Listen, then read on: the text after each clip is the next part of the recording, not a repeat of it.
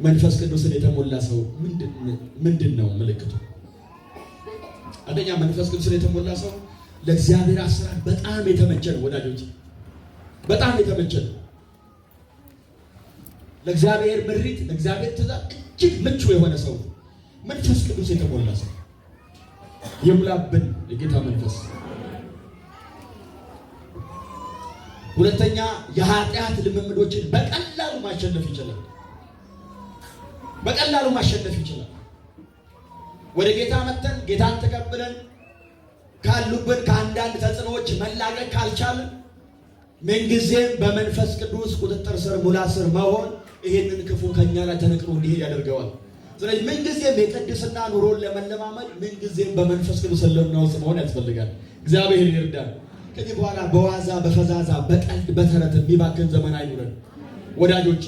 ምስጉን ነው በክፉዎች ምክር ያልሄደ አይደል፣ በኃጢአተኞችም መንገድ ያልሄደ፣ በዋዘኞችም ወንበር ያልተቀመጠ። ይሄ ሰው ምንድን ነው? ምስጉን ነው። በዋዘኛ ወንበር ያልተቀመጠ። ዋዘኛ ምንድን ነው? ቀልደኛ፣ ፌዝ ብቻ። ቀልድ የአማርኛው ማለት ነው። ቀልድ ብቻ፣ ምንም ቁም ነገር የሌለው ህይወት። እግዚአብሔር ይምታው ይሄንን። ቁም ነገር የሌለው ቦታ ከዚህ በኋላ አትገኝም። እርባን የሌለው ምንም ለህይወት የማይፈይድ ለመንፈሳዊ ነገር የማይፈይድ ፌዘኛ ሰው አትሁን። ከጎናችሁ ያለው ሰው ፌዘኛ ሰው አትሁን በሉት።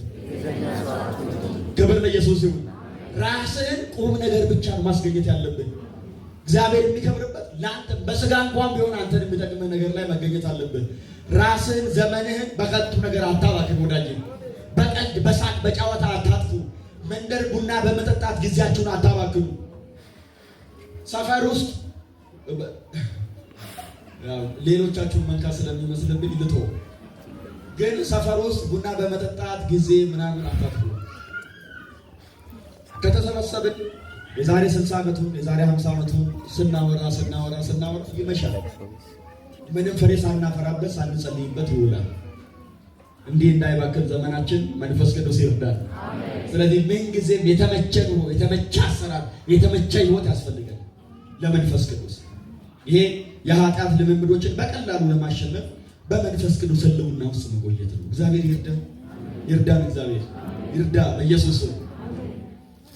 ሶስተኛው በየትኛውም ጉዳይ በቀላሉ ምሪትን ይቀበላል መንፈስ ቅዱስን የተሞላ ሰው።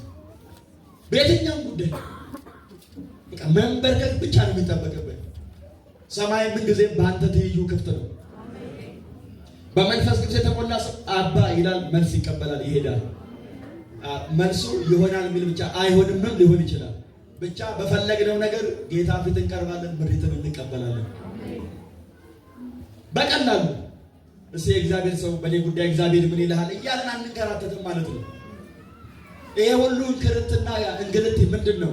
እኛ ለመንፈስ ቅዱስ ጊዜ ያለ መስጠታችን ውጤት ነው። ክብር ለኢየሱስ ይሁን። በግላችሁ ከመንፈስ ቅዱስ ጋር ቆዩ ወዳጆች።